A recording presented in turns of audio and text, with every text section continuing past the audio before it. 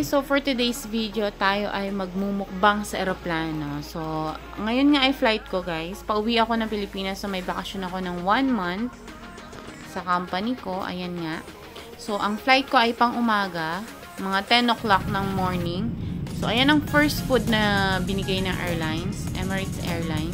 So, meron tayo dito sandwich, mango dessert, and banana cake, banana bread, water, and orange juice. So, inuna natin tong sandwich nila. Egg sandwich with mayonnaise ata yan, yung nakain ko. So, masarap siya guys. Ayan, may brown bread sa side, tapos may white bread sa side. So, dalawang option siya. So, dahil pag gutom ka, syempre, hindi kasi ako nag-almusal guys. So, yan na lang talaga yung kinain ko. Kasi, usually kapag nagbabiyahe ako, hindi ako kumakain kasi ayokong, you know, para baka maano ka sa aeroplano. Yung sinasabi ko. Alam nyo na yun kung ano yun. Basta ayokong kumakain ng masyado bago mag-flight. So, ang inaano ko, dyan na ako kumakain para konti lang din naman. Pero, alam nyo ba, ang Emirates Airline ay sobrang, as in, every minute atay offer ka nila ng coffee, drinks, apple juice, mga ganon.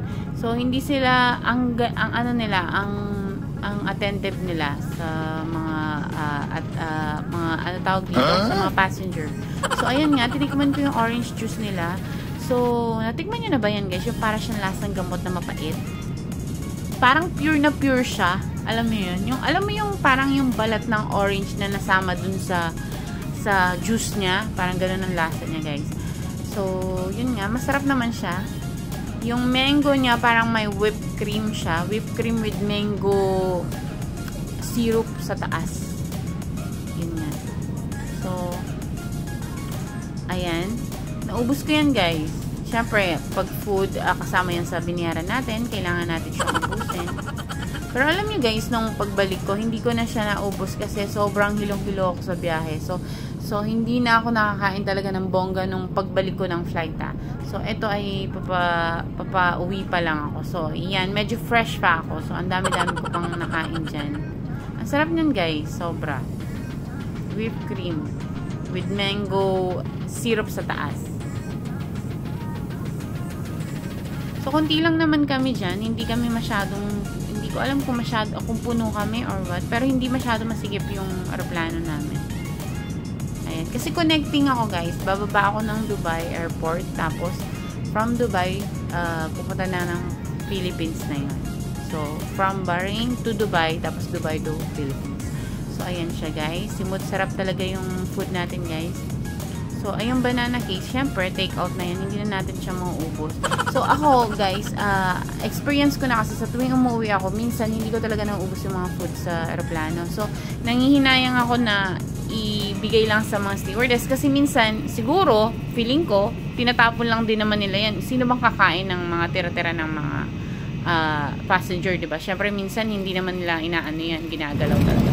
So, para sa akin, dadaling ko na lang kaysa itapon nila, diba? So, nakuha na natin yung second food natin. So, ay beef with rice. Yun yung napili ko kasi ang option is chicken with mashed potato ata or beef with rice. So, syempre, Pilipino tayo. Kailangan natin ng rice. So, ito ay parang donut na may caramel syrup something. So, yun yung unang pinakita ko ay salad. Ito, biscuits. So, meron pa siyang bread na side dish. Ayan. Kumain na tayo, guys. So, ang upuan ko ay nasa gitna. Yung apatan. So, nasa gitna ako. Yun. Alam mo, kadalasan talaga pag umuwi ako, hindi ko alam laging, natisiyempo ako sa gitna. Yung nahihirapan ka mag-CR. Pero, okay lang naman sa akin. Ayoko kasi yung magre-request ako. Kasi, alam mo yun, minsan, gusto mo rin kung saan ka. Alam mo yung minsan surprise kung saan yung upuan mo. Gusto mo rin ganun. Hindi ko alam para sa akin lang. Ganun. Tapos yan nga, so isang kamay lang gamit ko kasi yung kamay kong isa ay nag-video guys. So hirap na hirap ang lola mo. So yung beef is masarap naman. Masarap siya, malambot. Tsaka may, yung salad niya is sinama ko na dun sa beef para medyo may crispiness nung ano, yung alam mo na, yung salad niya. Para hindi purong ano, pag puro kasi makakaumay siya, diba? So ayan. Naubos ko rin yan guys, yung rice. Masarap siya guys. Alam mo yung parang beef steak ng Pilipino, ganun siya. So, sinama ko na yung salad. inubos ko na rin kesa naman itapon pa, di ba? Kasama yan sa binayaran natin. So, yung katabi ko dyan, hindi niya kinain ang kanya. Tapos, tinitingnan niya ako kasi parang tinatabi ko yung mga hindi ko nakakain. Nilalagay ko sa, parang mayroon ako small bag na nilalagay ko doon. Yung mga hindi ko nakakain. So, ayan nga, yung parang donut siya, guys, na may cream siya sa loob, actually. Tapos, may caramel syrup siya sa baba. Ayan, ang sarap niyan, guys. So, nagbibideo ako dyan, kinakain ko. Ang ano ko, hindi ko siya pala nabidyohan, naubos ko na siya. Na-notice ko lang na isa na lang natitira, yan. Doon ko pala nakita na hindi naka-play pala ang video ko, diba? Ang galing-galing. So, wala na, last na lang yan na bites talaga. So, sinimot ko na lang siya talaga. So, ayan, naubos ko siya.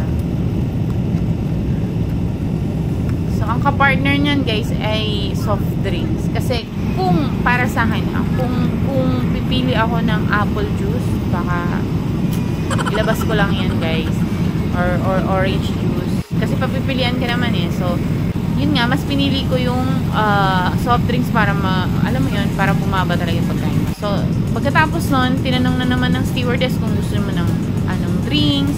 So gusto ko ng coffee. Alam mo, ang daming attentive talaga yung airline ng Emirates nung sumakay ako talaga. Talagang sila, magtatanong sila, marami silang smiling face sila. Lalo na yung may isang stewardess na talagang siya, kasi talagang siya nakikipag-usap sa amin. Si Miss Noor, napakabait niya talaga. Hi Miss Noor, kung napapanood mo man ang aking video, inshallah mapanood mo, Char. Yun na nga, third meal na yan, guys. Actually, hindi pala. Ito ay connecting na sa pangalawa dun sa papunta na to ng Philippines. Sa pangalawa ng food yan, papuntang Philippines. Yung una kong food ay connecting lang siya, guys. From Bahrain to Dubai. So, yun lang ang food niya. Dito sa pangalawang connecting ko, dalawang food plus parang mga drinks na yung offer nila. So, ayan, ay rice pa din siya. Syempre, mabigat sa tiyan. So, ayan. Kinain ko talaga lahat ng food nila, guys, nang pauwi ako. As in. So, syempre, soft drinks na naman yung aking food. Ay, yung aking drinks. Ang sarap-sarap niyan, guys. Para sa akin, masarap yung food ko. Hindi ko alam para sa iba. Tapos, sasabayan mo ng soft drinks.